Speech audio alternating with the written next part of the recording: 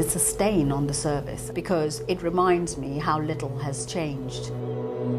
Why on earth was she imprisoned in the first place? This is the largest female prison in Europe. It's where Aisha Cleary was born. Inside her mother, Rianna's cell. She was 18 at the time, described as a vulnerable care leaver. It was her first baby. She went into labour alone, and Aisha died. Today, an inquest laid bare what happened in the critical hours before she was born and concluded that better help could have saved Aisha's life. Rianna Cleary rang her bell on 2 separate occasions. The first time she asked for an ambulance and a nurse. Someone asked, "What for?" She replied, "I don't know, just get me a ambulance." She rang again. Then she stopped ringing. Officers came and flashed a light into her cell, but Rianna said she was in so much pain she couldn't call out. She passed out and was discovered in the morning by inmates with blood in her cell. Paramedics pronounced her baby dead on the scene. Nothing can change the nightmare I went through or bring Aisha back, but I'm grateful that the coroner has recognised that the London Borough of Camden let me down, that the safeguarding midwife in prison was inappropriate and unprofessional, that prison healthcare let me down. I feel so sad knowing that Aisha may have survived if they had helped me. She was an extremely vulnerable young woman. She was only 18 years old. She had a history of trauma. She was a care leaver and she'd been passed from pillar to post. I think there were assumptions made about her as a young black woman. And for me, one of the most fundamental questions we need to ask is why on earth was she imprisoned in the first place? Aisha Cleary's mother was seen as being quite difficult by a prison officer. They said that she didn't go to any scans, she didn't engage with medical professionals, and they weren't exactly sure when her due date was. But on the 26th of September 2019, when she did call for help, no one answered. If you can't have empathy for the woman, have empathy for the baby. Pia Sinha was the former director of women at HM Prison and Probation Service. She was responsible for all female prisoners in England from 2021 to March of this year. She left because she wanted to bring reform within the justice system and felt she could influence this better from outside. What are your thoughts when you hear and think about the Aisha Cleary case?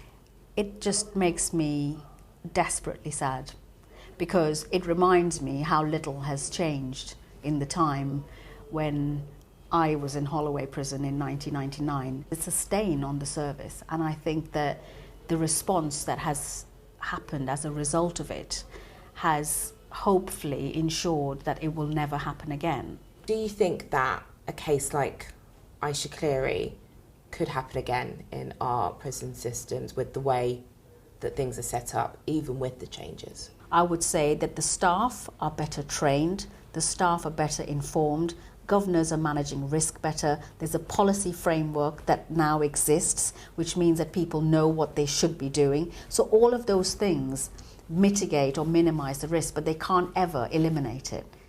For the first time, the Ministry of Justice have released figures about how many pregnant women are in prison in England. They say nearly 200 in the last year. Women in prison are 7 times more likely to have a stillbirth than women in the community. And 1 in 10 pregnant women give birth in a cell or on their way to hospital. It literally makes no sense at all. Anna, who gave birth some years ago in a different prison operated by the government, asked us to change her name to protect her identity. She says her cellmate was forced to become her midwife. You have your fate in somebody else's hands. So I'd woke her up and said to her, like, I think I'm in labour. And she was like, right, we need to press the call bell. And then she'd pressed the call bell. They said somebody will be with you soon. Same thing, nobody came until they unlocked everybody else on the landing. Anna says she was handcuffed on the way to hospital, a practice that is not allowed now. She had an officer with her at all times when she gave birth to her son. Prison didn't change me. Having my son changed me. And if I would have had the opportunity to have my son in the community, we wouldn't have gone through half of the trauma and still been going through it that we are to this day. What's the impact it's had on you and your son, do you think? This is a bit worse, girls. Just I have to live with the guilt all the time. Oh, I'm really sorry, Rianna.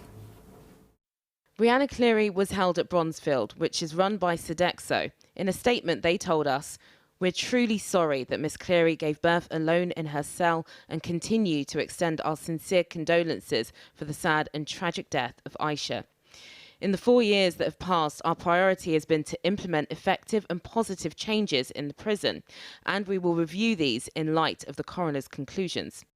The Ministry of Justice, who are responsible for prisoners, told us, "Aisha's death was appalling. We continue to extend our deepest and most heartfelt sympathies to her mother and family. We have since made important improvements to the care received by pregnant women. There is still more to be done."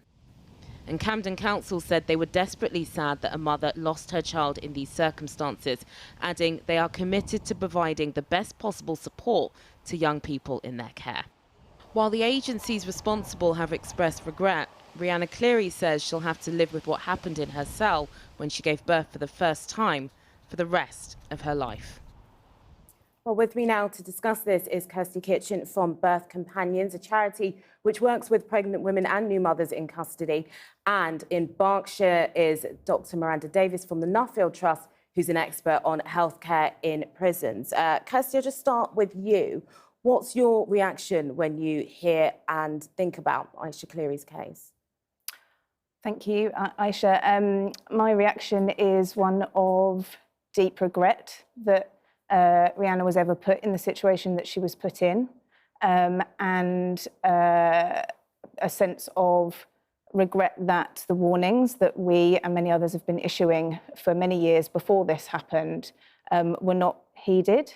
It was known that stillbirths had happened before in the prison estate. The risks to pregnant women in prison were well documented, and unfortunately, action wasn't taken in time to protect Aisha.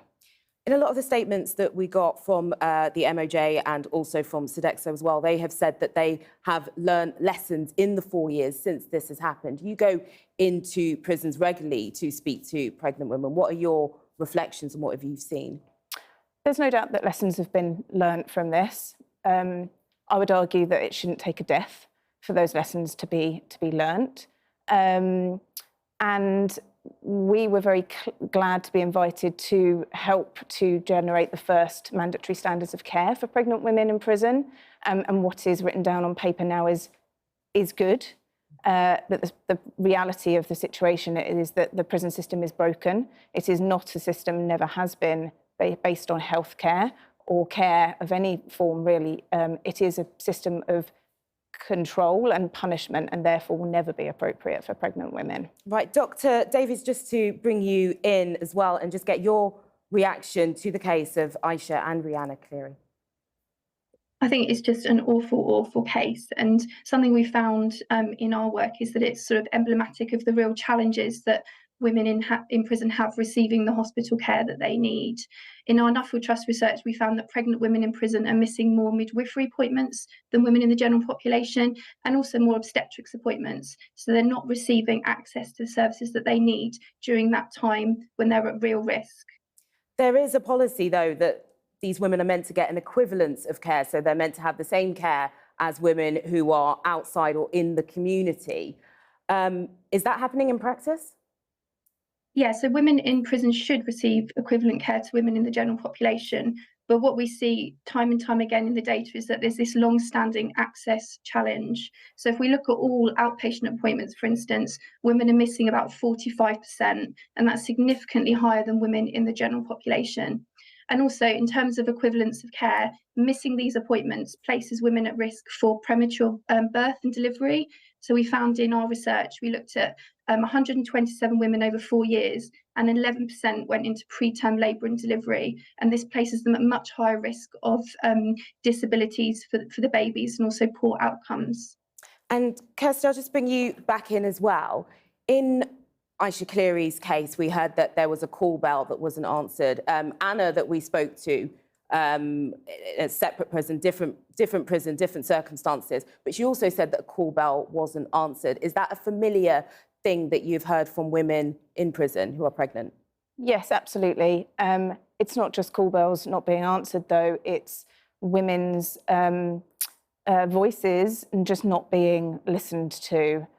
So women regularly will report that they have expressed concerns about their pregnancies, bleeding in pregnancy, for instance, or other concerning issues that might suggest a complication, a reduced fetal movement, for instance.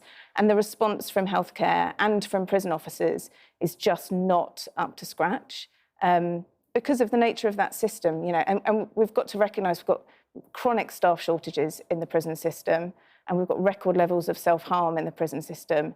Those pressures do not make for an environment in which to look after a pregnant woman. So what alternatives should be offered then if it's not a safe environment, which is what most of the contributors who I've spoken to, particularly over the past couple of months, have told me? The alternatives are plenty and they're proven. The government itself, in its female offender strategy, says that it wants to see less women in prison and that women are better supported in the community where they can receive services that address the nature of their offending, which is predominantly based on trauma and abuse or control, unmet mental health need. And so women's centres and specialist services that are based within the communities are a proven alternative that do help to address reoffending and allow women to continue to access the support of healthcare, for instance. There will be some people watching that might say, well, if you're a pregnant woman who has done a crime, you still need to have some form of punishment. You still need to have that punishment and not be let off, as it were. I don't think there's any sense that anyone is saying that pregnant women should be let off. I think they are saying, as are we, that you need to recognise the risks associated with pregnancy and work with women accordingly. But also, we've got to remember that 11 countries around the world, at least, don't imprison pregnant women in the way that we do here. It's a choice made by this country.